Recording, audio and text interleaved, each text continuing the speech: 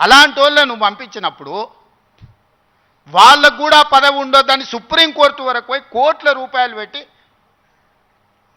పెద్ద పెద్ద న్యాయవాదులను తీసుకొచ్చి ప్రొఫెసర్ కోదండరాం సార్ని ఎమ్మెల్సీగా తొలగించారు.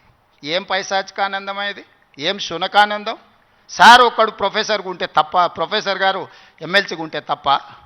మీ ఇంటిల్లి పాది మంత్రులు ఉండొచ్చు, ముఖ్యమంత్రి ఉండొచ్చు, ఎమ్మెల్సీలు ఉండొచ్చు, ఎంపీలు ఉండొచ్చు, అన్నీ మీ కుటుంబం ఉండొచ్చు, కానీ పొలిటికల్ చేసి చైర్పర్సన్గా పనిచేసిన కోదండరాం గారు ఒక ఎమ్మెల్సీ ఉంటే మీ దుఃఖమేందని అడుగుతున్నా. నా మీద తీటు ఉందంటే నేను అర్థం చేసుకుంటా.